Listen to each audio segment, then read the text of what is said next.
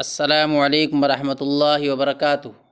ناظرین گرامی، 16 مارچ بروز جمعرات کو مدرسہ دارالسلام نٹھوڑا روڈ، ببلو گارڈن، راشد علی گیٹ، لونی میں سالانہ امتحان اختتام پذیر ہوئے، جس میں مدرسے کے اساتذہ اور طلباء کی محنت کے ثمرات واضح نظر آئے۔ درجہ حفظ و ناظرہ میں جن بچوں نے نمایاں کامیابی حاصل کی، ان کو انعامات سے نوازا گیا تاکہ بچوں کی حوصلہ افزائی ہو اور وہ مزید محنت کریں۔ مدرسے کے استاد جناب قاری محمد عارف صاحب کے درجے میں نمایاں مقام حاصل کرنے والے بچے یہ ہیں: محمد احمد ابن مفتی مرسلین تاولی، اس بچے نے پہلا مقام حاصل کیا ہے، اور بریرہ پروین بنت مفتی محمد مرسلین، اس بچی نے دوسرا مقام حاصل کیا ہے۔ دوسری پوزیشن پر مشترکہ طور پر 2 بچے آئے۔ دوسرا بچہ ہے محمد یوسف ابن مفتی محمد ناظم صاحب قاسم میرٹھی۔ تیسری پوزیشن حاصل کرنے والے محمد ذکی ولد محمد اسلام لونی کے ہیں۔ وہیں دوسری جماعت جو کہ قاری محمد فاروق صاحب کی زیر تربیت اور نگرانی میں ہے، اس میں پہلی پوزیشن حاصل کی ہے عبد الرحمن نے، جو کاندھلے کے رہنے والے ہیں۔ دوسری پوزیشن بھی کاندھلے کے ایک طالب علم محمد عبداللہ نے حاصل کی ہے۔ اس جماعت میں بھی دوسری پوزیشن پر 2 طلبہ ہیں،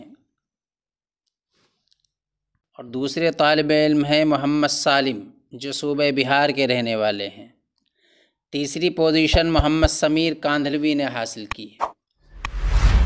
ان تمام طلباء کو خصوصی انعامات سے نوازا گیا۔ نیز آنے والے ممتحنین نے اچھے تاثرات کا اظہار کیا اور طلباء اور اساتذہ کی محنت کی داد دی۔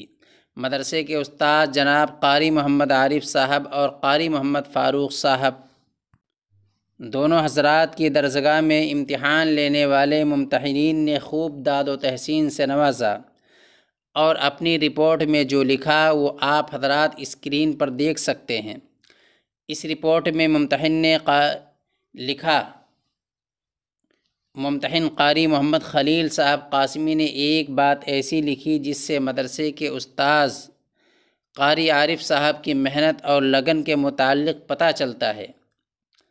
ممتحن موصوف نے لکھا کہ قاری محمد عارف صاحب کی درسگاہ میں امتحان کا موقع ملا، کارکردگی مسحور کن اور نہایت شاندار ہے، بیان کے لیے الفاظ کم ہیں، انگلی رکھنے کی قطعاً کوئی گنجائش نہیں ہے۔ یہ بات ممتحن آسانی سے نہیں لکھتے، لیکن قاری محمد عارف صاحب کے لیے الفاظ لکھے ہیں۔